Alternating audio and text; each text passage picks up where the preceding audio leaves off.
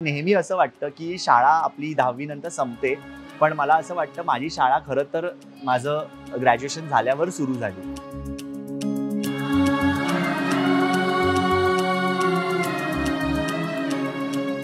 उद्या तुझ्यासाठी भांडायचं असेल, जी फिमेल वकील असेल ती तुझ्यासाठी भांडेल. ब्लाइंड लोकांसाठी भांडायचं असेल तर कोणीतरी वकील असेल तो भांडेल, पण ह्या मुलांसाठी कोण भांडेल? कायम या मुलांच्या बाजूनी भांडायला मी उभा असेन. सनी नावाचा मुलगा होता ना, तर तो काय करायचा, तो त्याचीच बोटं अशी पूर्ण इथपर्यंत अशी लावायचा आणि इथे लावून इथून रक्त काढायचं. बऱ्याचदा 12व्या-13व्या वर्षी मुलींना पिरियड्स यायला लागतात, ते वर्गातच आपले पॅड काढतात. असं बऱ्याचदा म्हटलं जातं, हे काही नाही करू शकणार, हे मंद आहेत, हे कासवच आहेत, हे दगडच आहेत. मला असं त्यांची कीव येते. माझ्या घरात सगळे जे लोक आहेत ते अतिशय गोरे दिसतात आणि एक्झॅक्ट उलटा मी आहे. त्यामुळे आमच्या घरी असं व्हायचं की हा नक्की आपल्या फॅमिलीतला आहे का. माझा मामा जो आहे तो मला सारखा कावळ्या कावळ्या बोलायचा. कोणाची मेहंदी काढायला गेल्यावर की हे सगळं बायकी कामं आहे, तर तुम्ही हे का करताय. याच्यावरती अनेकदा गोष्टी ऐकलेल्या आहेत, पण आज तेच लोक येऊन माझ्या चित्रांबरोबर फोटो काढतात. 21 एप्रिल 2004ला मला हा पुरस्कार मिळाला आणि तोही डॉक्टर कलाम APJ कलामांच्या हस्ते मिळाला. मला सख्खी बहीण नाही आहे. आपल्याबरोबर कोणीतरी आहे हीच भावना म्हणजे माझ्या मते रक्षाबंधन आहे. पहिल्यांदाच असं रक्षाबंधन होतंय थँक्स टू मज्जा, कारण त्यांच्यामुळे शक्य झालं.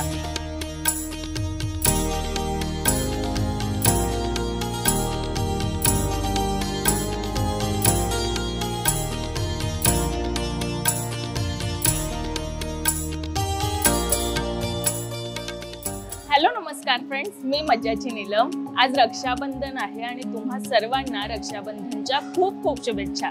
खरं तर आजचा दिवस खूप खास आहे, कारण की आज मी अमृत पुत्रांना भेटणार आहे.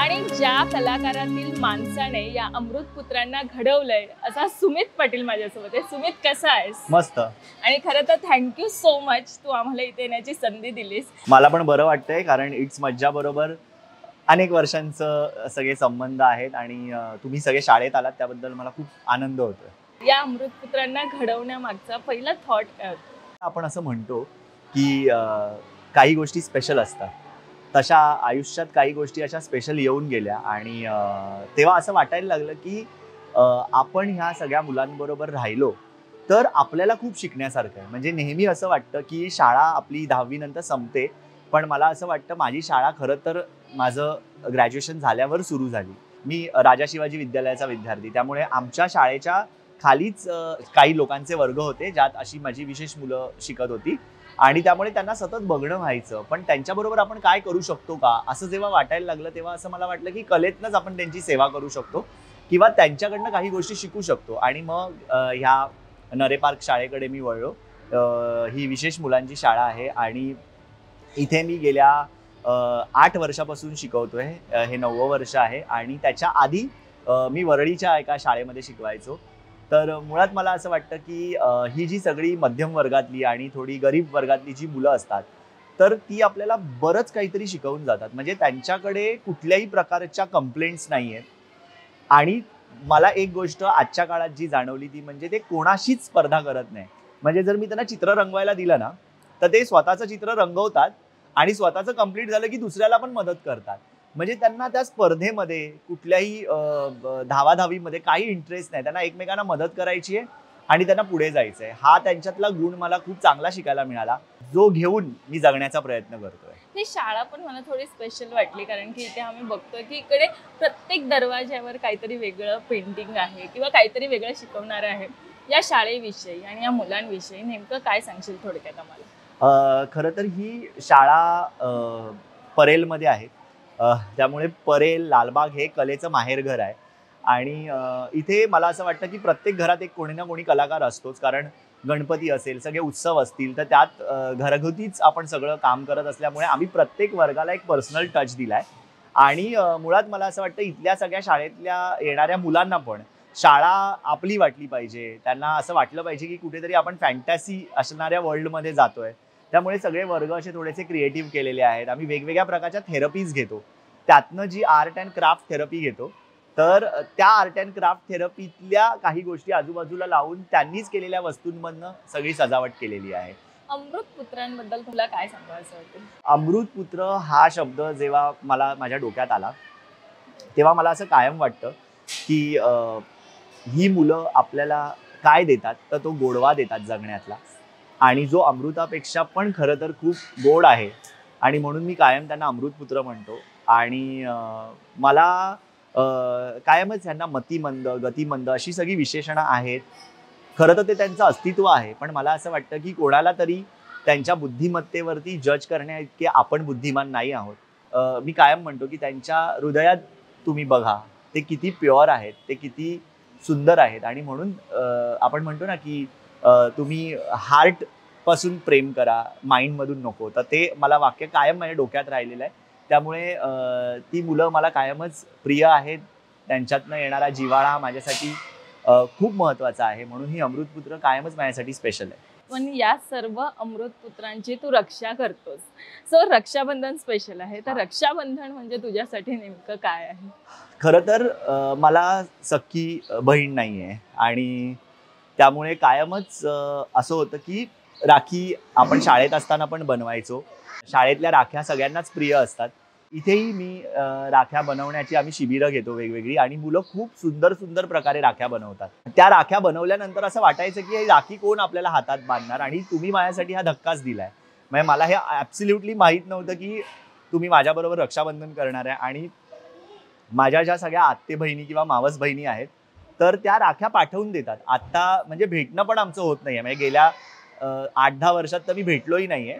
आणि कधीच स्वतःच्या हातामध्ये राखी कोणी बांधलीच नव्हती. आणि हे पहिल्यांदा असं झालं की जिथे मला राखी बांधली जाणार आहे. त्यामुळे मी खूप खुश आहे. खरं तर मला असं वाटतं की मी आपण सगळे लोक काय करू शकतो, तर आपल्याला येणाऱ्या कलागुणांनी किंवा आपल्याला आजूबाजूला असताना आपल्याला जर ही मुलं दिसली, तर त्यांच्याबरोबर आपण 2 मिनिटं जर वेळ दिला आपण त्यांना आणि त्यांच्याबरोबर वेळ घालवला, तर त्यातून त्यांना मिळणारा आनंद आणि त्यातून आपल्याला मिळणारा आनंद आणि त्यातून त्यांना एक असं वाटत राहतं की आपल्याबरोबर कोणीतरी आहे, आपल्याबरोबर कोणीतरी आहे. हीच भावना म्हणजे माझ्या मते रक्षाबंधन आहे. नक्कीच. आणि मला असं वाटतं की प्रत्येक व्यक्तीने हा थोडासा वेळ काढलाच पाहिजे.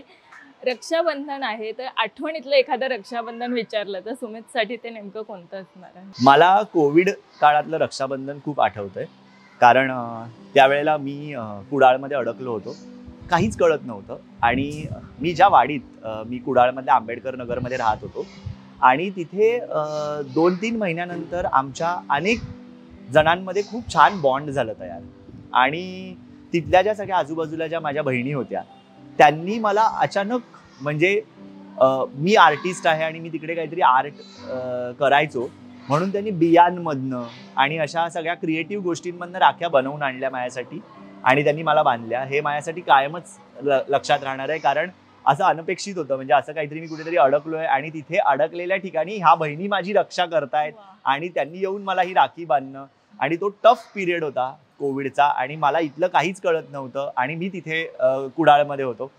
त्यामुळे ते रक्षाबंधन कायम लक्षात राहील. मला वाटतं हे रक्षाबंधन तुझं आणि माझं आपल्या दोघांचंही लक्षात राहील. आपल्या गप्पा तर सुरू असतील, पण मला त्या अमृतपुत्रांना भेटण्याची एक्साइटमेंट खूप लागली आहे. सो आपण त्यांना भेटू. येस, ये हाय.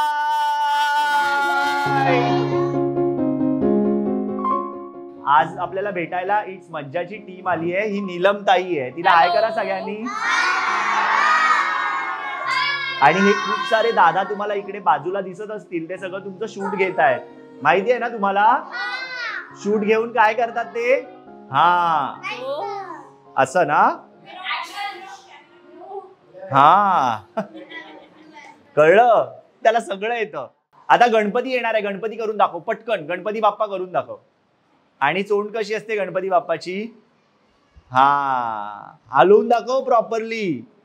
हा हा, आणि विठ्ठल करून दाखव. बघितलं? हा, हे सगळं येतं त्याला.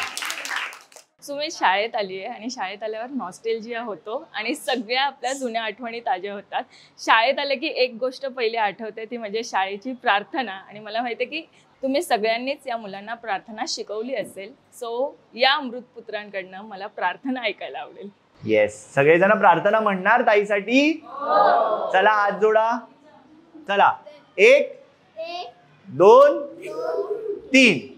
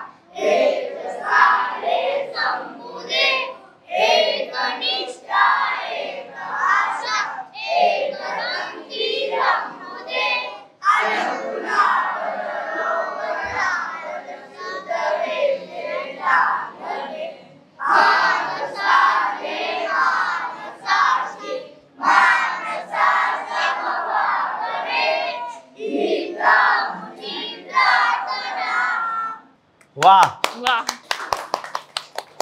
खरं तर हे वेगवेगळ्या सगळ्या गोष्टी करत असतात. चित्र काढायला आवडतात त्यांना, क्राफ्ट करायला आवडतं त्यांना, खेळायला आवडतं त्यांना, बऱ्याच गोष्टी ते करत असतात. आमचे टीचर्स त्यांच्याकडनं वेगवेगळ्या गोष्टी करून घेत असतात आणि त्यांनीच केलेल्या ह्या सगळ्या गोष्टी आम्ही आजूबाजूला लावलेल्या आहेत. चित्रही काढतात ते खूप सुंदर. त्यांची आम्ही प्रदर्शनही केलेली आहेत. आणि अर्थात आता रक्षाबंधन आले तर त्यांनी राख्याही केलेल्या आहेत. प्लस आता ज्या इतर शाळा असतात त्या सगळ्या शाळांमध्ये महाराष्ट्र गीत जे आहे ते कायम स्पीकरवर लावलं जातं. पण आमच्या मुलांनी ते गाणं पाठ करून ते रोज महाराष्ट्र गीत म्हणतात. खरं तर ही खूप विशेष गोष्ट आहे, कारण महाराष्ट्र गीत जेव्हा कंपल्सरी आपल्याकडे आलं की आपण शाळांमध्ये ऐकवलं गेलं पाहिजे, तर ह्या मुलांकडनं पाठ करून घेऊन आता ती मुलं तेही गायला लागले. मला असं वाटतं की ते सगळ्या त्यांच्या ज्या लिमिटेशन्स आहेत त्या क्रॉस करून काहीतरी करू पाहत आहे. आणि मला आनंद आहे की तुमच्यासारखे लोक त्यांना पुढे घेऊन जात आहेत. So I am happy. आता महाराष्ट्र गीतही आम्हाला ऐकायला आवडेल. हो, इकडे ताई आले की नाही, तिला महाराष्ट्र गीत म्हणून दाखवा. सुरू करूया, चला.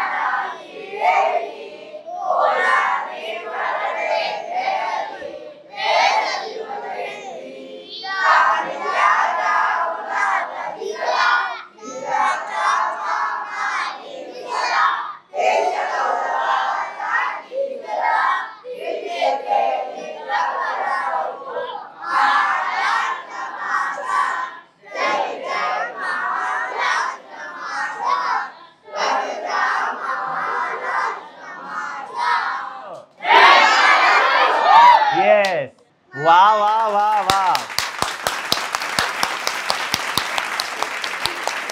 त्या सगळ्या सोबत मी ऐकलंय की ही मुलं खूप छान डान्स सुद्धा करतात. सो आम्हाला तोही पाहायला आवडणार आहे. नक्की.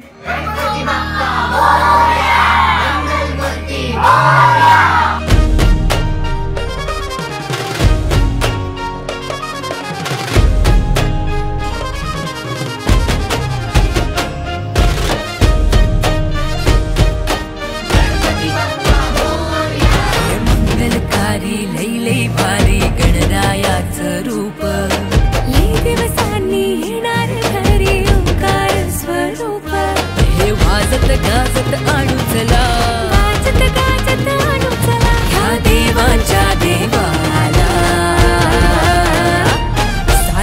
गावात हा बोलबाला असा बाप्पा आमचा आला. साऱ्या गावात हा बोलबाला असा बाप्पा आमचा आला. साऱ्या गावात हा बोलबाला असा बाप्पा आमचा आला. साऱ्या गावात हा बोलबाला असा बाप्पा आमचा आला.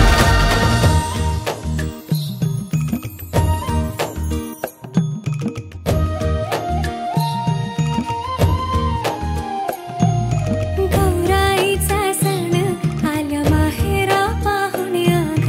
नक्षत्रांचं रूप लिहून अवतरल्या चांदण्या ग.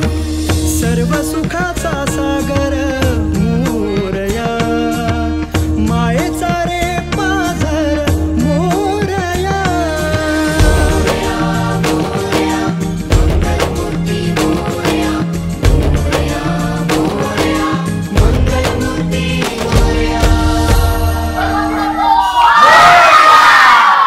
गणपती आला माझा.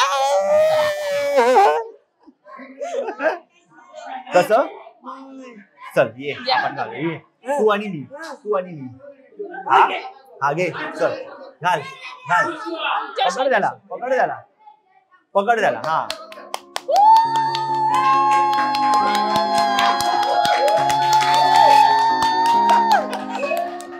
वा वा वा आर्य वा. हे साडी दुसरी फक्त साडीला मगाशी केला ना म्हणून त्याला राग आलेला. हा.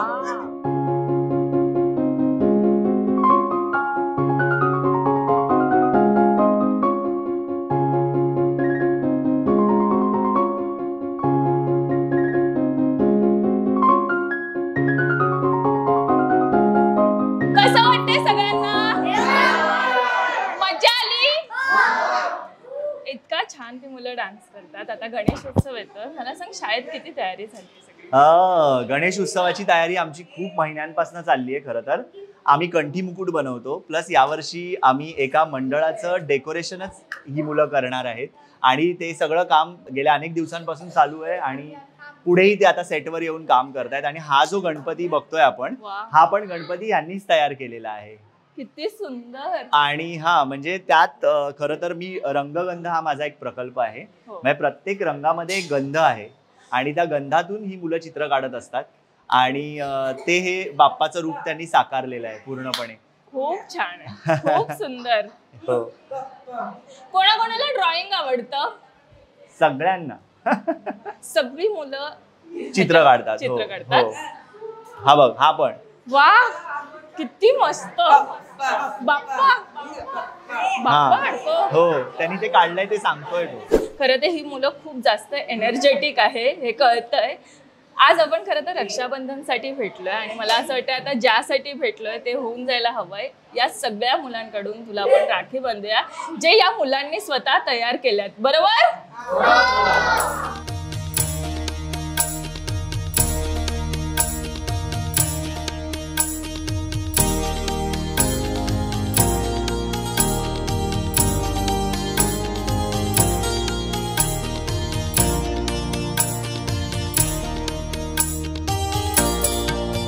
ह्या सगळ्या राख्या या मुलांनीच तयार केलेल्या आहेत. प्रत्येक सण उत्सव आला की ही मुलं काही ना काहीतरी तयार करत असतात आणि त्यातली राखी आहे. खरं तर हे तयार करून घेतानाचा मी भूमिकेत असतो, पण पहिल्यांदाच असं रक्षाबंधन होतंय. थँक्स टू मज्जा, कारण त्यांच्यामुळे शक्य झाल्या.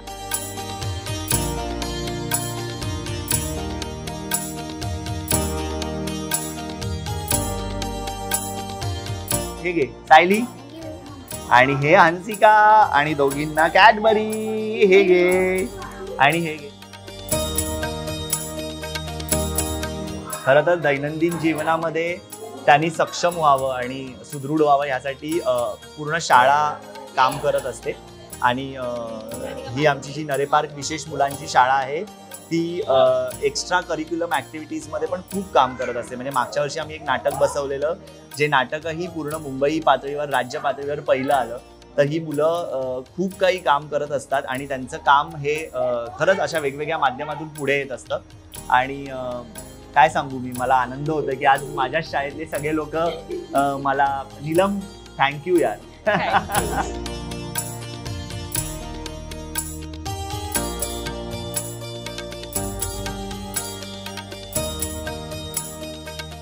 व्हेरी गुड, वाव, ये लो आपके लिए.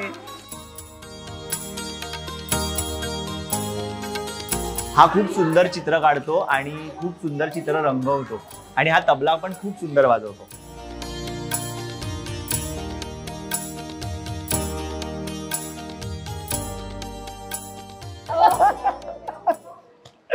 सायली आहे ही.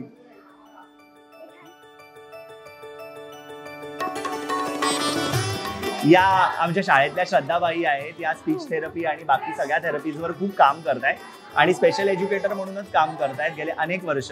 आणि ती स्वतः अदरवाईज आम्ही एका शाळेतल्या आहोत, अदरवाईज ती खूप छान पद्धतीने डान्स आणि गाणं आणि या सगळ्यामध्ये खूप ऍक्टिव्हली काम करते. त्यामुळे ती कायम सगळ्यांची फेवरेट पण आहे आणि असं ती आम्हाला सगळीकडे, आम्ही आपले सगळीकडे असतो त्यामुळे ही आमची सायली जी आहे ती आम्हाला सगळीकडे आमची नजर काढत असते. हा परत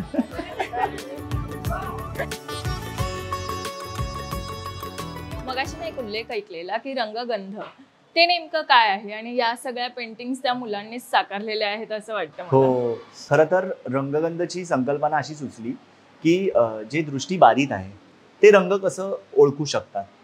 मग मला असं वाटलं की निसर्गाने प्रत्येक एका रंगाला एक गंध त्याला दिलेलाच आहे. म्हणजे जसं मोगऱ्याचं फूल आहे जे आपल्याला दिसताना पांढरा दिसतं पण वासावरनं पण आपल्याला मोगरा आहे ते कळतं. म्हणजे तिथे आपल्याला बघण्याची गरज नाही लागत. त्यामुळे ज्यांच्यासाठी दृष्टी आहे त्यांच्यासाठी रंग आहेत आणि ज्यांना दृष्टी नाही आहे त्यांच्यासाठी गंध आहे. म्हणून या दोघांचं कॉम्बिनेशन करून रंगगंध तयार केलं. पण रंगगंधनी एक असा फरक पडला की तुम्हाला स्मेलचं नॉलेज पण यायला लागलं. आपलं नाक आपण अजिबात वापरत नाही आपल्या आयुष्यामध्ये. आपल्याला फक्त माशाचे किंवा आपल्याला गटाराचे असे वाईटच सुगंध आपल्याला येत असतात. त्यामुळे मला कुठेतरी असं वाटलं की ते गंधातूनही आपल्या काही भावना जागृत होतात आणि त्या ह्या मुलांच्या भावना कशा जागृत होतील ह्याच्याकडे लक्ष मी द्यायला लागलो. खरं तर तू ह्या वर्गात आल्यावर पण तुला एक जाणवत असेल की खूप सारे गंध येत आहेत आणि हे गंध खरं तर एक कॅरेक्टर घेऊन येतात आणि म्हणून त्यातून ही सगळी चित्र झाली. मुलांना पण रंग काम करताना पण मजा येते, म्हणजे बोरिंग नाही वाटत. खूप वेळ ते काम करत बसलेले असतात. म्हणजे आज पण यायच्या आधी आमचे चित्रकलेचा वर्ग चालूच होता. तर रंगगंध जेव्हा मी हे सुरू केला हा प्रोजेक्ट, म्हणजे एकतर असं होतं की काय आहे चित्र काढून काय होणार आहे, किंवा आपल्याकडे पण जर बघितलं तर 8वी 9वी 10वीला तर चित्रकला विषयही बंद होतो. म्हणजे तो ऑप्शनल पण नाही राहत, तो बंद होतो. त्यामुळे आपल्याकडे मुळातच चित्रकला, हस्तकला, कला ह्या सगळ्यांना खूप बाजूला ठेवलेलं आहे. आणि जेव्हा एखाद्या गोष्टीचं ऑप्शनच व्हायला लागतो ना तर ती गोष्ट हळूहळू नष्ट व्हायला लागते. पण मला असं वाटतं त्याच गोष्टींना घेऊन आम्ही ह्या मुलांच्या आयुष्यामध्ये थेरपीच्या माध्यमातून रंग भरू पाहतोय आणि त्यातून ह्या मुलांमध्ये सर्वांगीण विकास होतोय. बऱ्याचदा असं होतं की आपण कसे दिसतोय हे पण जगात खूप मॅटर करतं आणि त्या मुलांना आता कळायला लागलंय की मी लालवरती कुठल्या कॉम्बिनेशनचं कुर्ता घातला असेल तर कुठला पायजमा घालायला पाहिजे, किंवा मी शर्ट घातला असेल निळ्या रंगाचं तर पॅन्ट कुठली घालायला पाहिजे, हे त्यांनाही कळतंय. आणि मला असं वाटतं की ही एक कलर थेरपी त्यांच्या आयुष्यातही कामी येते आणि तेच करण्याचं रंगगंधच्या माध्यमातून मी काम करतोय. नक्कीच, म्हणजे तू या मुलांच्या आयुष्यातच खूप रंग भरलेत आणि असं कलरफुल आयुष्य केलंय. पण मला एक सांग की रंगगंध कधीपासून करतोयस हे सगळं? मी हे 2004 पासून करतोय. आता 20-21 वर्ष झाली या सगळ्याला. मी खूप ठिकाणी गेलो आणि त्यांना म्हणजे अनेक लोकांना मी रिक्वेस्ट केली की तुम्ही जेव्हा रंग तयार कराल तेव्हा तुम्ही ते गंध घाला. बऱ्याच मोठ्या मोठ्या कलर्सच्या कंपन्यांमध्ये जाऊन हे सांगितलं होतं पण कोणीच सपोर्ट केला नाही, कारण ह्या मुलांची संख्या फार मोजकी आहे. त्यामुळे त्यांना त्याच्यात एखादी गोष्ट ॲड ऑन करून त्यांच्या किमतीमध्ये त्यांना भर करायची नव्हती. मग त्यावेळेला असा विचार केला जिथे जिथे शक्य आहे तिथे तिथे मी स्वतः हे रंग बनवीन आणि मुलांसाठी घेऊन जाईन. तसं आता हे रंग बनवून मी वेगवेगळ्या ठिकाणी वेगवेगळ्या शाळांमध्ये जिथे शिकवायला जातो तिथे घेऊन जातो. कारण प्रत्येक वेळेला मला असं वाटतं की आपल्याकडे मासचा विचार केला जातो जो करायलाही हवा, पण अशा मुलांचाही विचार व्हायला हवा हे कुठेतरी मला वाटत होतं. म्हणून मग मी हे माझ्या लेवलवर मला जितकं जमतं तेवढं मी करायचा प्रयत्न करतोय. आणि जसं तू म्हणालीस की मी रंग भरायचं काम करतोय, पण मला असं वाटतंय की रंग आपल्याला सगळ्यांना माहिती असतात. म्हणजे लाल काय आहे, पिवळा काय, सगळ्यांना माहिती असतं. पण रंगांमधल्या ज्या छटा आहेत ना, त्याच्यातल्या ज्या शेड्स आहेत ना, ते ह्या मुलांनी मला बघायला शिकवलंय. त्यामुळे ते खूप मला महत्त्वाचं वाटतं. किती सुंदर खरं तर त्यांनी चित्र ही रंगवली आहेत सगळी. मला एक सांग की शिकवण्याची प्रोसेस ही कशी असते किंवा कशी होती, कारण की त्या मुलांना बघता हे थोडंसं डिफिकल्ट जातं की त्यांना शिकवणं हे सगळं. मला असं वाटतं की ती मुलं खूप कॉन्सन्ट्रेटिव्ह असतात. म्हणजे त्यांना जर मी सांगितलं की तुम्हाला 5 वेळा फुल काढायचंय, तर ती मुलं 5 वेळा फुल काढून दाखवणार. मग अजून 10 वेळा काढ, मग अजून 10 वेळा काढून दाखवणार. त्यांना सांगितलं की नुसतं बोट लावून आपल्याला पाणी दाखवायचंय किंवा डॉट्स दाखवायचंय, ते तसंच काम करतात. त्यांना एकदा सांगितलं की ते म्हणजे पूर्ण आपलं 100च्या वर % देऊन ते काम करत असतात. त्यांना मल्टी डिसेबिलिटीज असतात. काही लोक खूप वेळ बसू शकत नाही, काही लोक थोडे हायपर होतात. मग ह्या सगळ्या लोकांना थांबवून घेऊन आपल्याला काम करावं लागतं. म्हणजे सुरुवातीला तर असे प्रसंग घडले होते की ती मुलं कलर खायचे आणि मग तेव्हा तुम्हाला तिथे थांबावं लागायचं, कारण जी जास्त अशी मुलं ऍक्टिव्ह असतात ती लोक हे करू शकतात. त्यामुळे आता त्या मुलांना त्याचं महत्त्व पटलंय. त्यांना कळतंय की आपलं चित्र वॉलवर लागणार आहे, आपलं चित्र कोणाच्या तरी कुठेतरी प्रदर्शनात लागणार आहे, कुठल्या तरी गणेश उत्सव मंडळात लागणार आहे. त्यामुळे ती मुलं सगळी एकत्र येऊन त्याला सपोर्ट करत असतात. त्यामुळे सुरुवातीला थोडा त्रास झाला, पण मला असं वाटतं की त्यातूनच काहीतरी घडत गेलं. म्हणजे आज माझा एक ह्याच शाळेतला मुलगा विराज नावाचा, तो मी एक गणपती मंडळ करतोय रंगारी बदक, तर तिकडे तो रंगवायला मला मदत करतोय. ही मुलं मला एका वेगळ्या मंडळासाठी मदत करतायत. तर मला असं वाटतं की त्यांना मुख्य प्रवाहात आणण्यासाठी हे रंगच साथ देत आहेत. हे सगळे जे पेंटिंग्स आहेत जे आम्ही बघतो आणि एवढे खरंच ते खूप छान आहेत. मला सांग या पेंटिंगचं पुढे काय होतं किंवा त्या मुलांना आता मी भेटली, ती मुलं मला सेल्फ डिपेंडेंट वाटतात. म्हणजे ते राखी बनवतात, एवढे छान छान पेंटिंग काढतात, प्रत्येकात एक एक कला ही मला पाहायला मिळते. खरं तर ह्या मुलांसाठी व्होकेशनल ट्रेनिंग प्रोग्राम पण असतात 18 वर्षानंतर. तर मला असं वाटतं की ते शाळेत असल्यापासूनच केले गेले पाहिजेत. ही मुलं चित्र रंगवतात, ही मुलं ग्रीटिंग कार्ड्स तयार करतात, ही मुलं टी शर्ट्स पेंट करतात, ही मुलं कॅप्स करतात, राख्या बनवतात, आम्ही साड्या रंगवतो. आम्ही जे मिळतं ते आम्ही रंगवू पाहतो. ह्या मुलांना आम्ही जे जे पैसे मिळतात आम्हाला ह्यातून, हे त्या मुलांच्या अकाउंट्सवरती जातात. बऱ्याचदा असं होतं की ह्याला तर काहीच कळत नाहीये, हा तर मंद आहे, हा तर लुळा आहे, हा तर पांगळा आहे, असं आपण सरळ सरळ खूप सोप्या शब्दात म्हणून टाकतो. खरं तर ते त्यांचं अस्तित्व आहे, पण आपण त्यांना शिवी म्हणून वापरतो, जे मला अजिबात पटत नाही. आणि म्हणून आम्ही ह्या सगळ्या मुलांचे फाईट करून अकाउंट्स ओपन केलेत बँकमध्ये. कारण आम्हाला तो बँकचा मॅनेजर असं म्हणत होता, अरे इनको क्या समजेगा. तर मी म्हटलं, तुम कौन नहीं होते इनको समझाने वाले और समझने वाले, आपको खाली अकाउंट खोलना है और आपको उनके पैसे उधर आने चाहिए, आप नॉमिनी करके आप उनके मदर एंड फादर को ले सकते हो. आता बऱ्याचदा असं होतं की ही एकल कुटुंबातली मंडळी असतात. म्हणजे काही लोकांचे वडील सोडून जातात, कधी कधी आई सोडून जाते, पण कोणीतरी नॉमिनी असेल तर या मुलांचं एक अकाउंट ओपन होतं. आम्ही ते अकाउंट ओपन करतो. ह्या मुलांना बऱ्याचदा काही लोक मदत करतात पैशाची, ते पैसे पण, कारण उद्या कधीही भविष्यात त्यांना त्या पैशाचा उपयोग होऊ शकतो कुठल्याही गोष्टीसाठी. जसं आता बऱ्याच मुलांना कंटिन्युअसली औषधं चालू असतात, तर त्यासाठी त्यांना मदत होते. तर मला कुठेतरी असं वाटतं की ह्या सगळ्यातून त्यांना फायदा होतो. म्हणजे बऱ्याचदा आम्हाला असंही होतं की त्यांना काही विशेष घरगुती गोष्टी पाहिजे असतील तर तेही आम्ही घेऊन देतो त्या पैशातून. म्हणजे ती मुलं खऱ्या अर्थानं सेल्फ डिपेंडेंट व्हायला लागलेली आहेत. आणि तेच होणं, याच्या पुढचं काम तर तेच आहे ना की कलेतून त्यांची रोजगार निर्मिती आणि त्यातून त्यांनी स्वतःच्या पायावर उभं राहणं. कारण आजपर्यंत असं बऱ्याचदा म्हटलं जातं, हे काही नाही करू शकणार, हे मंद आहेत, हे कासवच आहेत, हे दगडच आहेत, हे जे म्हटलं जातं. म्हणजे आजही मला अनेकदा मी असं आजूबाजूला ऐकत असतो, इथेही चालताना आम्ही ऐकत असतो, पण तेव्हा मला राग येत नाही. मला असं त्यांची कीव येते की हे लोक असेच आहेत, ह्यांचे विचारच दगडातले, त्यामुळे आपण काहीच नाही करणार. तर त्यामुळे मला कायम या मुलांचा हेवा वाटतो. आणि ती मुलं स्वतःच्या एवढ्या सगळ्या शारीरिक उणीवांवरती एकदम मात करून, त्याची जाणीवही न होता आपल्यामध्ये येऊन काहीतरी करू पाहत आहेत. माझं म्हणणं एवढंच आहे की आपण त्यांची, आज जसं रक्षाबंधन आहे तर आपण सगळ्यांनी त्यांची फक्त रक्षा करूयात. बाकी तर ते त्यांच्या लेवलवरती आपल्यासाठी खूप विशेष जग तयार करतील. जसं आता हे रंगगंध, सो मला काही असे कलर्स मिळतील का ज्याचे मी स्मेल घेऊ शकतो? हो, नक्की नक्की. ह्याच्यात चाफ्याचा गंध आहे. हा, पिवळा म्हणजे चाफा. चाफा. हा, आता तुला कदाचित लाल ओळखता येईल लगेच.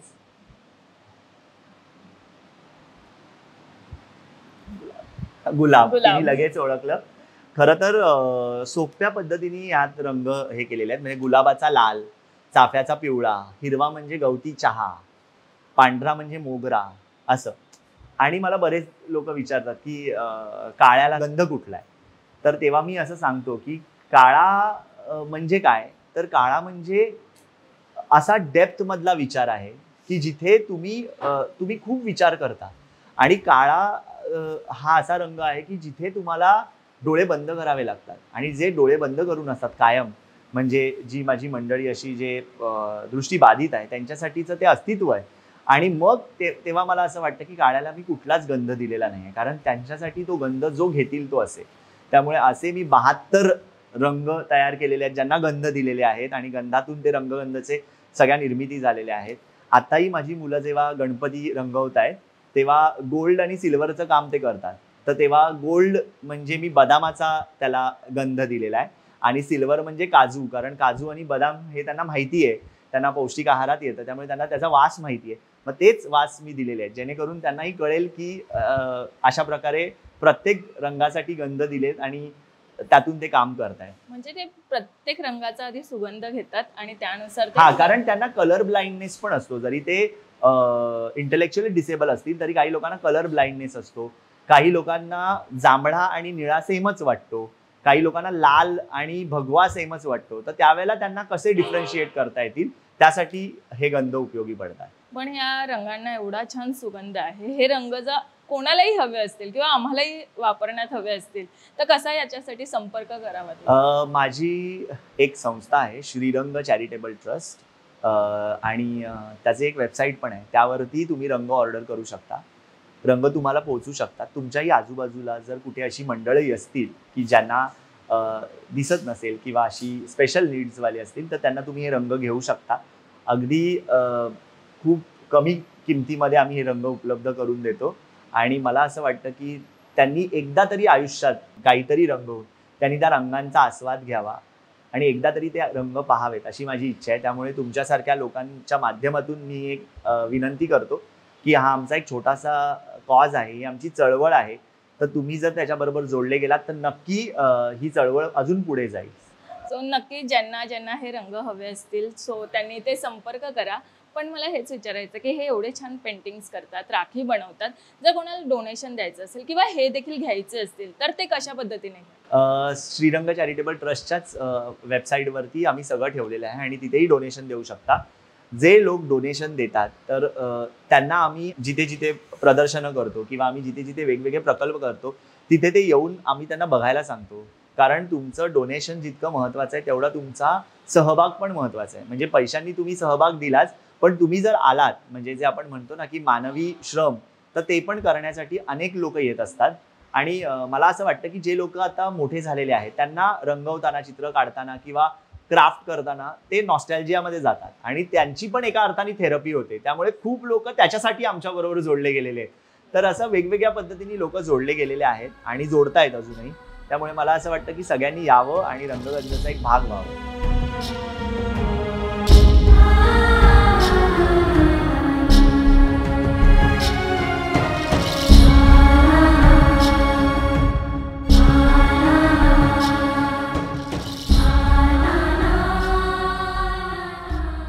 इतकी छान रक्षाबंधन झाली, सायलीने तुझी नजर काढली. म्हणजे किती गोड आहे ते सगळे क्षण.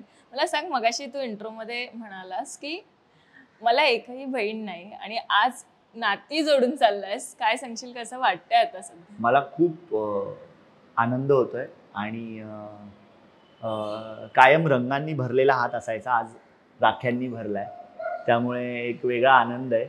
आणि तसं अदरवाईज मला कुठलंच असं काही असं ब्रासलेट आणि हे सगळं काही आवडत नाही, पण ह्या राख्यांमुळे आज खऱ्या अर्थानं शोभा आली असं वाटतंय. आणि तेच की आता जबाबदारी वाढली आहे, कारण आता सगळे लोक बघतायत, तर त्यामुळे त्यांनाही काही अपेक्षा असतील अजून पुढे जाऊन अजून काहीतरी नवीन नवीन करण्याचा, आणि ते करण्याचा मी प्रयत्न करेन. मी जसं तुला आधी पण म्हटलं की बहीण नसल्यामुळे एकतर आजूबाजूला सगळ्या आपल्या ज्या मैत्रिणी असतात त्या कधी कधी बहीण होतात, म्हणजे सोयीप्रमाणे.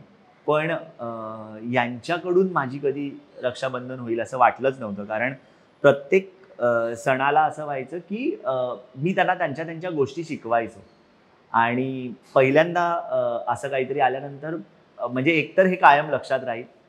दुसरी गोष्ट अशी आहे की सायलीसारखी मुलगी, म्हणजे जी आत्ता 19 वर्षाची आहे, पण ती वाटतच नाही 19 वर्षाची, कारण त्यांचं वय लहानच वाटतं कायम. तर तिने खऱ्या अर्थानं मोठं होऊन माझी नजर काढलेली आहे. तर ते मला कुठेतरी असं वाटतंय की ह्या मुलांना सगळं कळतंय की आपल्या दादानी अजून काम करावं, यावं, हे करावं, ते करावं. तर ते कुठेतरी खूप मनाला काय म्हणतात त्याला, ते की भिडणारं असतं. आणि मलाही कायम मुलं असं वाटतं की ते एक दैवी आहे, ते देवाचा अवतार आहे. आणि ते मला कुठल्या ना कुठल्या पद्धतीने खूप मानसिक शांतता देण्याचं काम करतात. म्हणजे मी इथे आल्यानंतर मला खरं तर खूप मेंटल सॅटिस्फॅक्शन मिळतं, कारण आपण अशा फील्डमध्ये आहोत जिथे शूटिंग आणि हे सगळं आपल्याला माहिती आहे की खूप स्ट्रेसफुल लाईफ असतं. कोणाला कोणाची काहीच पडलेली नसते, पण दाखवतात आपल्याला पडलेली असते. अशा सगळ्या एका वेगळ्या दुनियेतनं इथे आल्यानंतर मला कायम समाधान मिळतं. तर असं झालं की हे माझ्यासाठी सगळंच अनपेक्षित होतं. So thanks to you.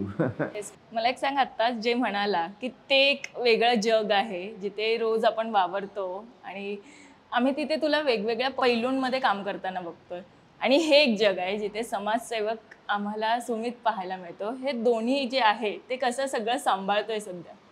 चित्रकला विषयाची मला पहिल्यापासूनच आवड होती आणि शाळेत असताना म्हणजे मी सगळ्या चित्रकला स्पर्धांमध्ये भाग घ्यायचो आणि हस्तकला स्पर्धांमध्ये भाग घ्यायचो. तेव्हा खूप लोक आपल्याला काही ना काहीतरी बोलत असतात. मलाही तसं बोललेले आहेत की हे करून तुला काय होणार आहे, चित्र काढून कधी कोणाचं पोट भरतं का, किंवा कोणाची मेहंदी काढायला गेल्यावर की हे सगळं बायकी कामं आहे, तर तुम्ही हे का करताय. याच्यावरती अनेकदा गोष्टी ऐकलेल्या आहेत.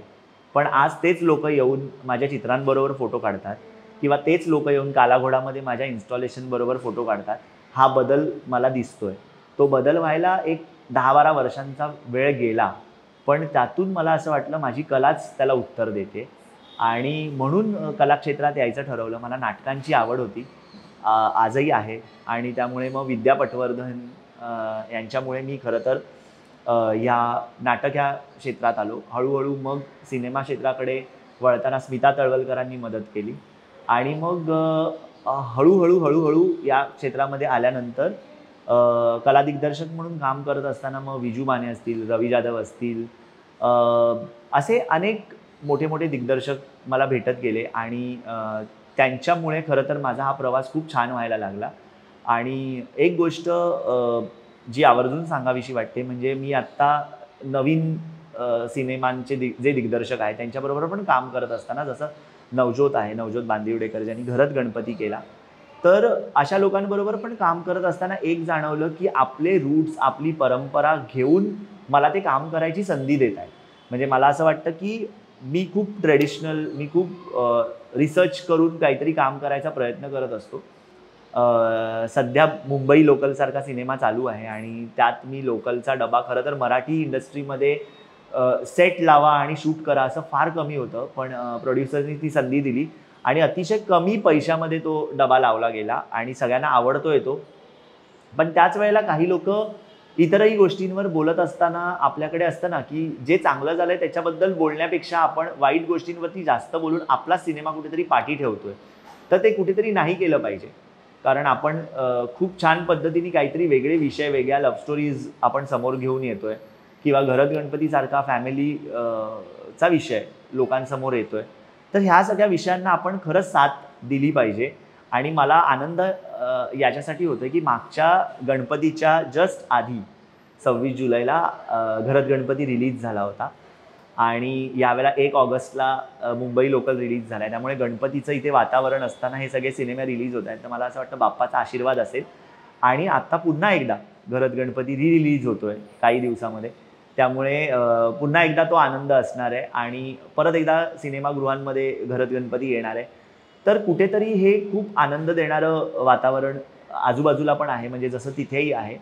पण तेच की तिथे काम करत असताना बऱ्याचदा पैसे न मिळाल्यामुळे किंवा 10-10 वर्ष अजून पैसेच मिळालेले नाही आहेत, त्यामुळे होणारा मनस्ताप, हे सगळं बघितल्यानंतर मला असं वाटत होतं कुठेतरी हे सगळं सोडून आपण दूर व्हावं. पण नाही होऊ शकत, कारण ते माझं जगणं आहे. म्हणजे नाटक मी जगतो, सिनेमा मी अनुभवतो आणि त्यामुळे मला असं वाटतं की ते मला सोडणं शक्य नाही आता.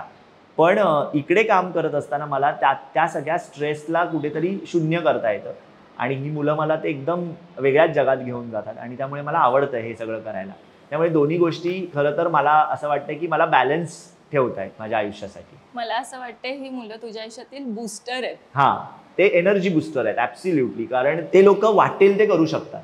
म्हणजे कधी कधी काय होतं की आपण चित्र काढताना ना बऱ्याचदा असं होतं 2 तास बसल्यावर आपण जरा उठून एक राऊंड मारून येतो, मग चहाच लागतो आपल्याला किंवा काहीतरी चणे वगैरे शेंगदाणे लागतात. तर ह्या मुलांचं तसं नाही आहे गं. ती मुलं कॉन्स्टंट 5 तास काम करत असतात आणि मध्ये मध्ये पाण्यासाठी वगैरे ठीक आहे, पण अदरवाईज ते काम म्हणजे कामच करत असतात. आणि त्यातून मला एक गोष्ट शिकायला मिळाली, एकाग्रता काय असते ते. म्हणजे हा शब्द ऐकणं आणि प्रत्यक्षात अनुभवणं हे इथे होत आहे, शाळेत होत आहे किंवा ह्या सगळ्या मुलांबरोबर काम करताना होत आहे. त्यामुळे मजा येते. ही मुलं खरं तर आत्ता आम्हाला खूप अशी बोलली ना, जे मगाशी आपण म्हणालेलो की सेल्फ डिपेंडेड वाटतात, पण ही मुलं जेव्हा शाळेत आलेली तेव्हा पहिल्या दिवशी आणि आत्ता त्यांच्यात खूप ग्राफ बदल झाला असेल. सो ते कसं होतं? म्हणजे मी खरं सांगू, जेव्हा मी पहिल्यांदा शाळेत आलो तर एकतर ती मुलं एक्सेप्टच करत नव्हती की कोणीतरी नवीन आलं. म्हणजे ह्या मुलांच्या बाबतीत कसं असतं की त्यांना शर्टचं बटन लावायला पण आम्ही 5-5 वर्ष शिकवतो. त्याच्यानंतर त्यांना स्वतःचं बटन स्वतः लावता येतं किंवा तुम्ही टॉयलेटपर्यंत कसं या, हात कसे धुवा, हेच म्हणजे तुमच्या आयुष्यातल्या बेसिक गोष्टी हे शिकवण्यासाठी 5 वर्ष जातात. पण ह्या मुलांना जेव्हा आम्ही थेरपीच्या माध्यमातून शिकवायला सुरुवात केलं तेव्हा त्या मुलांमध्ये रास्ट्रिक चेंज झाला. म्हणजे इथे एक सनी नावाचा मुलगा होता. तर तो काय करायचा, तो त्याचीच बोटं अशी पूर्ण इथपर्यंत अशी लावायचा आणि इथे लावून इथून रक्त काढायचा. तर काय व्हायचं की एकतर त्यांना अशा वेळेला आपण कितीही बोट बाजूला करायचा प्रयत्न केला तरी मी तो फक्त शब्द गोष्टींमध्ये ऐकलेला की हत्तीचं बळ येतं, तर ते मी अनुभवलंय. ते इतके हायपर होऊन अशी बरीच मुलं वेगवेगळ्या पद्धतीने हायपर होतात. त्यांना बघून इतर मुलं चक्कर येऊन पडतात. तर हे सगळं जेव्हा मी अनुभवत होतो ना, तर तेव्हा त्यातून त्यांना कसं बाहेर काढता येईल, तर मला त्या सनीला ना मी सगळ्या खूप थकण्याच्या ॲक्टिव्हिटी दिल्या. म्हणजे उदाहरणार्थ आम्ही काय केलेलं, आम्ही एक लाकूड दिलेलं आणि त्याच्यावरती आम्ही त्यांना खिळे ठोकायला सांगायचं. काय व्हायचं, खिळे ठोकताना कधी कधी हाताला लागायचं, त्याला त्रास व्हायचा. त्याची सगळं अग्रेशन जे आहे ते खिळ्यामध्ये जायचं आणि एकदा तुझं अग्रेशन निघून जायला लागलं की तुझा हायपरनेस कमी व्हायला लागतो. सो त्याला अशा ॲक्टिव्हिटी त्याच्याकडनं करून घेतल्या ज्याच्यातनं त्याचं अग्रेशन सगळं जाईल. आम्ही त्याला सतत माती मळायला सांगायचो. माती मळून मळून मळून ती सुकली तरी तो मळतोय. त्यांनी त्याचं अग्रेशन पूर्ण निघून गेलं. आणि आता जर तुम्ही बघितलं यावर्षी 5-6 वर्षामध्ये ज्या पद्धतीने त्यांनी रास्ट्रिक चेंज केलेला आहे, तर तो आता एकदम शांत झालेला आहे आणि आता तो अजिबात अशा कुठल्याही प्रकारच्या स्वतःला त्रास होईल अशा गोष्टी करत नाही. तर अशा प्रकारे वेळ लागला, 5-6 वर्षांचा वेळ गेला. मला असं वाटायचं होईल का नाही होईल, पण मला असं वाटतं की ते सगळं व्हायला लागलं. काही माझी मुलं रंगांना घाबरायची. म्हणजे लाल रंग आला की त्यांना उलटी यायची. मग हळूहळू काही स्क्रीन्सवरती दाखवून, काही लाल रंगाचे चॉकलेट्स देऊन, अशा सगळ्या वेगवेगळ्या गोष्टी दाखवून त्यांना त्या रंगाचं अस्तित्व मान्य करायला शिकवलं. आणि मग ती मुलं आता नॉर्मल सगळी काम करत आहे. सायलीसारखी मुलगी म्हणजे माझ्या शॉर्ट फिल्म्समध्ये काम करायला लागली. तिला सुंदर तिला भेळ बनवायला यायला लागली आहे. तिला हळूहळू अशा गोष्टी, म्हणजे ज्या गोष्टी ती स्वतःहून काहीतरी करून पुढे जाऊन काहीतरी करेल यासाठी आम्ही प्रयत्न करायला लागलो. खूप सुंदर ती फोटोज पण काढते. तर सायलीमध्ये बदल झाला. एक विराज नावाचा मुलगा होता जो आत्ताच माझ्याच एका सेटवरती काम करतोय. तर वेल्डिंगचं काम करायला लागला. तो पण हायपर होता. सो त्यालाही बिल्डिंगचं काम केल्यानंतर तुमची एनर्जी अख्खी तिकडे जाते. त्यामुळे तुम्ही इतर कुठल्याही पद्धतीने एनर्जी बाहेर काढूच शकत नाही. आणि रुद्र असेल तर तो पण सतत मान खाली घालूनच असायचा. आता तो मुलगा मला असं वाटतं एवढ्या सगळ्यांच्या खोड्या काढत असतो, तो खोडकर झालाय. आणि तेच आम्हाला हवं होतं की त्यांनी लोकांमध्ये मिक्स व्हावं, त्यांनी लोकांमध्ये यावं. आणि ते तो यायचं काम करतोय. रक्षेश नावाचा मुलगा आहे, तर तो स्पोर्ट्समध्ये खूप हुशार होता. मग आत्ता तो स्पोर्ट्स ऑलिम्पिकसाठी वगैरे खेळायला जातो, स्विमिंग खेळायला जातो. तर त्यांना ज्या ज्या गोष्टीमध्ये रस आहे त्या गोष्टी आम्ही पुढे पुढे आणण्याचा प्रयत्न केला. म्हणजे आता बऱ्याचदा असं होतं की हा विषय खरं तर खूप महत्त्वाचा आहे की या मुलांची शारीरिक वाढ ही आपल्यासारखीच होते. त्यामुळे बऱ्याचदा 12व्या-13व्या वर्षी मुलींना पिरियड्स यायला लागतात आणि त्यावेळेला असं होतं की ते वर्गातच आपले पॅड काढतात. त्यावेळेला इतर मुलांमध्ये ना खूप एक वेगळं वातावरण तयार होतं आणि जे होणारच. अशा वेळेला त्यांची कशी काळजी घेतली पाहिजे त्याचे आम्ही पॅरेंट्सना आणि मुलांना असे एकत्र प्रशिक्षण देतो आणि त्यातून आता ही मुलं खूप छान पद्धतीने जगायला लागली आहे. कारण तुम्ही पॅड काढल्यानंतर त्याच्यात असणारं रक्त, त्यातनं मिळणारी होणारी भीती, हे सगळ्या मुलांवरती परिणाम करून जायचं. पण जर ह्या मुलांना शिकवलं तर नक्की ती मुलं त्यातून खूप चांगले मार्ग काढू शकतात. पण आपल्याकडे काय होतं की आपण खूप सोपे मार्ग अवलंबतो. म्हणजे या मुलांच्या 14व्या वर्षात वगैरे पिशव्याच काढल्या जातात आणि बऱ्याचदा हे लोकांना माहीत नसतं. मग काय होतं की तुमच्या आयुष्यात अशी एक गोष्ट आहे की जे तुम्हाला एक निर्मिती करायला भाग पाडणार आहे, ती गोष्ट त्यांच्या विदाऊट परमिशन काढून टाकली जाते. मग अशा मुली जेव्हा 14-15व्या वर्षानंतर वर्गात यायच्या ना, तर त्या अर्धा तास पाऊण तास बसायच्या आणि नंतर त्या पूर्ण वेळ झोपून राहायच्या. कारण तो व्हॉल्यूम क्रिएट झाल्यावर तुम्हाला बसता येणं शक्य नाही व्हायचं. मग अशा वेळेला त्या पॅरेंट्सना समजवून त्यांना आम्ही आजही सस्टेन करतोय, त्यांच्याबरोबर राहतोय आणि त्यांना सांगतोय की हे सगळं नका करू.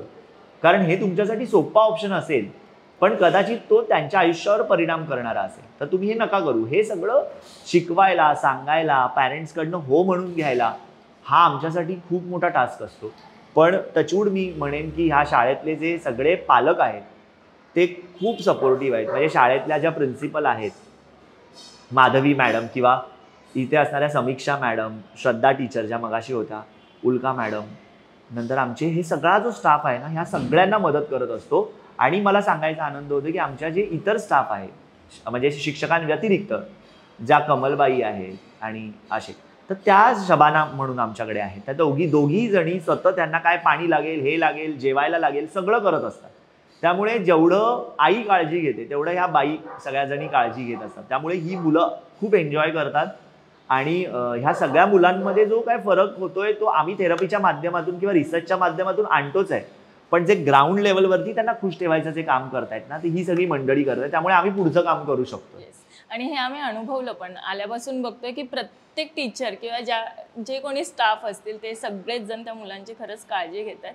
असं होतं की आम्हीही अनेकदा आजूबाजूला अशी मुलं बघतो किंवा त्यांच्याशी कसं बोलायचं, कसं बघायचं हे कळत नाही. काहींना त्यांचा रागही येतो. तर मला हेच विचारायचं की ॲक्च्युली यांच्याशी बोलायचं कसं किंवा डील कसं करायचं असतं. कसं होतं, बऱ्याचदा नवीन लोक बघितल्यावर ते थोडे घाबरतात कारण त्यांना माहीतच नसतं की कोण आहे. पण त्यांच्याबरोबर छान हळूहळू त्यांच्याबरोबर मिक्स झालो ना, तर 5व्या मिनिटाला ते आपल्याला आपलंसं करून घेतात. पण आपल्याला सवय झाली आहे ना, ते आजकाल 30 सेकंदची सवय झाली आहे आपल्याला. आपण 30 सेकंदात रील जज करतो, तसं आपण माणसं जज करायला लागलो आहे आणि त्यामुळे आपण लगेच त्यातनं बाजूला होतो. थोडा वेळ दिला पाहिजे. थोडा वेळ दिला तर ते आपल्याला पूर्ण त्यांचा आयुष्यातला वेळ देतील आणि ते आपल्याला खुश ठेवतील. हे मी एकदम कन्फर्म सांगू शकतो. हळूहळू त्यांच्याबरोबर त्यांचे मित्र व्हा. त्यांचे पालक व्हायला जाऊ नका, कारण त्यांचे पालक असतात, त्यांना मित्रांची गरज आहे, त्यांना असंच कोणीतरी त्यांच्याबरोबर मजा मस्ती करणाऱ्यांची गरज आहे आणि मग हळूहळू ते आपलेसे होतात. आणि त्यांना जरा थोडं थोडं हळूहळू शिकवलं ना, म्हणजे एक गोष्ट शिकवायला जर आपल्याला नॉर्मल लोकांना असं 1-2 दिवस लागत असतील, त्यांना 25 दिवस लागतील. पण ते शिकल्यानंतर ते अजिबात विसरणार नाही, हे पण मी कन्फर्म सांगतो. कारण आम्हाला अनुभव आहे. मी त्यांना जर सांगितलं ना की ना तुम्हाला फेविकॉल असा लावायचा आहे, तर ते पहिल्या पेपरपासून शेवटच्या पेपरवर तसाच लावणार. नाही तर आपला कदाचित एखादं बोट इकडे आल्यानंतर दुसरं बोट बाजूला येऊ शकतं, नाही त्यांचं त्याच पॉईंटला पडणार. इतके ते परफेक्ट असतात आणि हे मी रोज अनुभवतोय वेगवेगळ्या पद्धतीने. त्यामुळे मी हे कन्फर्म सांगू शकतो. आणि आता गेले तर 9 वर्ष खरं तर या शाळेबरोबर आहे आणि मला बऱ्याचदा असं होतं की मला मोठ्या मोठ्या शाळांमध्ये बोलवलं जातं, पण मी जाऊन टीचर्सचं वर्कशॉप घेतो, मुलांना शिकवत नाही जास्ती.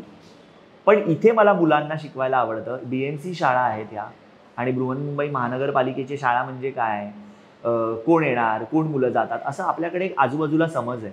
पण मला असं वाटतं हे सगळे समज हे गैरसमज आहेत. इथे येणारी मुलं ही तितकीच ताकदीची असतात. माझी मुलं संविधानसुद्धा रोज संविधानातला पहिला पान आहे ते रोज बोलतात. माझी मुलं रोज महाराष्ट्र देशा म्हणतात. माझी मुलं हे सगळं करतात जे आजही इतर शाळांमध्ये केलं जात नाही. काही शाळांमध्ये फक्त ऑडिओवरती वाजवलं जातं, पण माझी मुलं हे रोज करतात. त्यामुळे मला असं वाटतं की ही मुलं खरंच खूप स्पेशल आहेत आणि ते लोक त्यांच्या सगळ्या लिमिटेशन्स सोडून काहीतरी करू पाहत आहेत.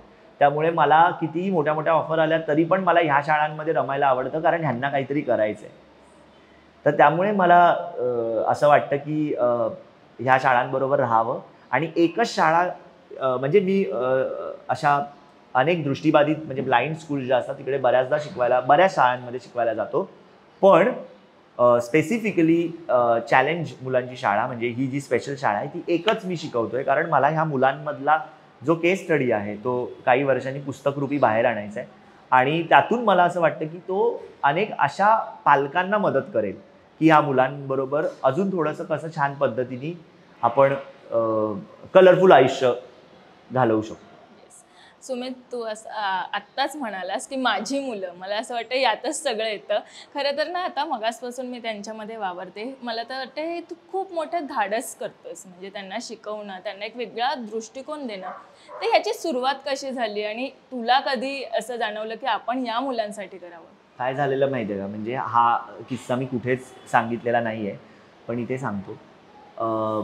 माझ्या घरात सगळे जे लोक आहेत ते अतिशय गोरे दिसतात. म्हणजे आता गोरा आणि काळा हा काय माझा काही भेद नाही आहे आणि रंगांमध्ये काय मी भेद करणार. पण कायमच माझ्या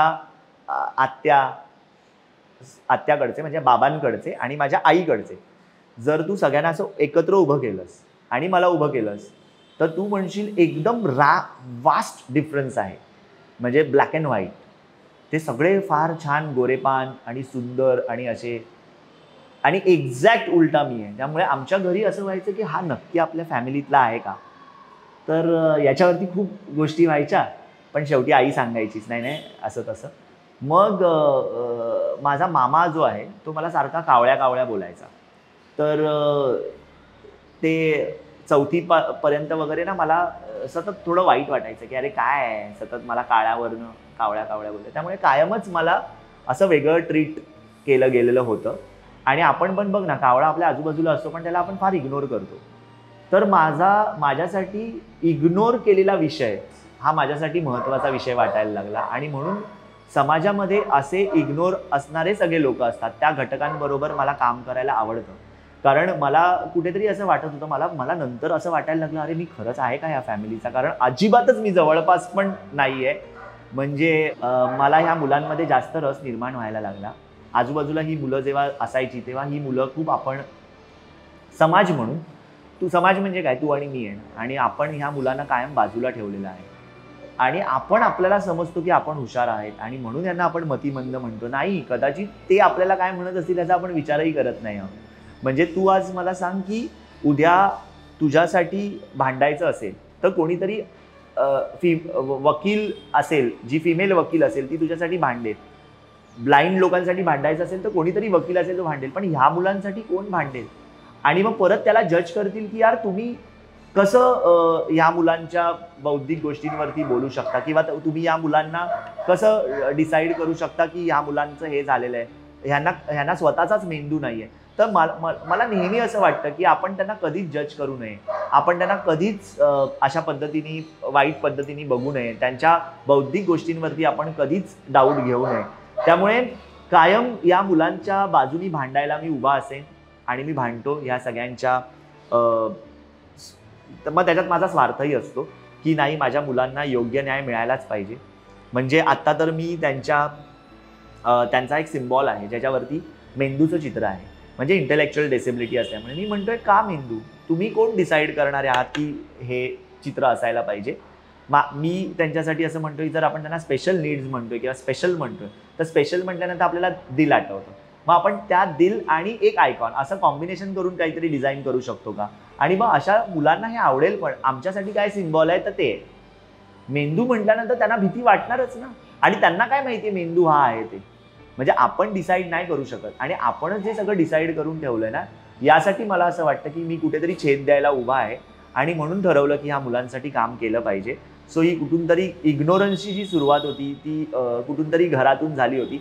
आता तर मला कोणीच इग्नोर नाही करू शकत, त्यामुळे तो एक वेगळा मुद्दा आहे. पण तेव्हाच्या काळामध्ये जो काही वेळ आणि पिरियड गेला होता तो अतिशय वेगळा होता. आणि मग त्यातून हे खरं तर माझ्या सेल्फ एक्सपिरियन्समधनंच मला असं वाटतं की ह्या मुलांबरोबर राहायला सुरुवात केली.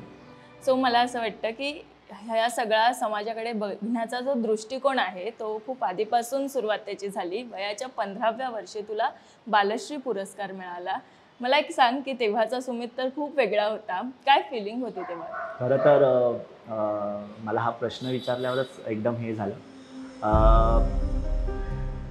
बालश्री मिळाल्यानंतर आमच्याच घरातले जे माझ्याशी आधी बोलत नव्हते किंवा जे आमच्यापर्यंत कधी पोचलेही नव्हते ते माझ्याशी बोलायला लागले.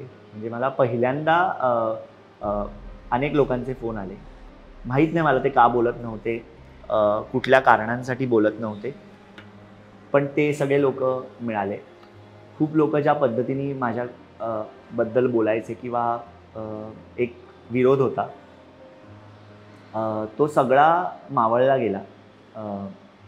मला तो दिवसही आठवतोय की 21 एप्रिल 2004ला मला हा पुरस्कार मिळाला आणि तोही डॉक्टर कलाम APJ कलामांच्या हस्ते मिळाला. त्यानंतर मला माहीतही नव्हतं, मी पुरस्कार घेऊन जस्ट बाहेर आलो आणि माझ्या पुढे फोटो होते मला मिळालेल्या पुरस्काराचे. म्हणजे पहिल्यांदा मी एवढी क्विक सर्व्हिस बघितली होती. आणि मला खूप तेव्हा लोकांचे फोन आले होते, घरी फोन होते. त्यानंतर माझ्या गावी पण मला सतत बोलायचे की हा काय करणार आहे आणि काय. तर माझ्या गावच्यांनी पण माझा खूप मोठा सत्कार तेव्हा गावी ठेवला होता. त्यामुळे काय चेंज झाला तर मला असं वाटतं की खूप लोकांचं माइंड चेंज झालं आणि बघण्याचा दृष्टिकोन बदलला. आणि बालश्री हा माझ्यासाठी कायम महत्त्वाचा होता आहे. आणि त्यानंतर खरं तर जबाबदारी वाढली आणि मला असं वाटतं की ती मी पूर्ण करण्याचा प्रयत्न करतोय. ज्या दिवशी कलाम वारले त्या दिवशी मला दिल्ली आकाशवाणीने फोन केला होता कि उनके डायरी में आपका नाम लिखा हुआ है और आपका नंबर है, तो आप उनके बारे में क्या कहोगे. तर तेव्हा पुन्हा एकदा खूप भरून आलं. कारण तेव्हा कलामांनी मला हा एक प्रश्न विचारलेला की तुला मोठं होऊन काय व्हायचं आहे. तर तेव्हा मी सगळ्यांमध्ये सांगितलेलं की मला मोठं होऊन सुमित पाटीलच व्हायचं आहे. तर कुठेतरी स्वतःच्या नावासाठी स्वतःच्या कामासाठी कायम मी काम करत राहिलो आहे. आणि ते त्यांना उत्तर आवडलेलं म्हणून ते सगळं त्यांनी लिहून ठेवलेलं. आणि पुन्हा एकदा त्या सगळ्या आठवणी खरं तर हे झाल्या. तर मला असं वाटतं की माझ्यासाठी खूप महत्त्वाचा पुरस्कार आहेच, पण त्यानंतर लोकांचा दृष्टिकोनही बदलला आणि एक कलाकार म्हणून मला एक रिस्पेक्ट मिळायला लागला. हे जे काय झालं हे एकतर ऑफकोर्स आईबाबांमुळे झालं आणि माझ्या शाळेमुळे झालं. त्यामुळे मी पूर्ण श्रेय याचं माझ्या शाळेतल्या शिक्षकांना आणि शाळेलाच देतो. कारण त्यांनी मला सपोर्ट केला नसता तर कदाचित नाही झालं असतं. कारण शाळा सुटल्यानंतर माझ्या काही बाई आहेत त्या माझ्यासाठी थांबून मला शिकवायच्या. कारण तिकडे हिस्ट्री ऑफ आर्ट होतं, तिकडे बऱ्याच गोष्टी असतात, तर त्या सगळ्या कराव्या लागणार होत्या. आणि तेव्हा असं नव्हतं की कुठेतरी जाऊन क्लास वगैरेमध्ये शिकेन, तर त्यामुळे तसं काही परिस्थिती पण नव्हती. त्यामुळे मग सगळं शाळेने शिकवलं आहे. त्यामुळे पूर्ण श्रेय शाळेला आहे आणि ऑफकोर्स माझ्या फॅमिलीला आहे. आणि माझ्या आजोबांनी पण मला खूप सपोर्ट केला.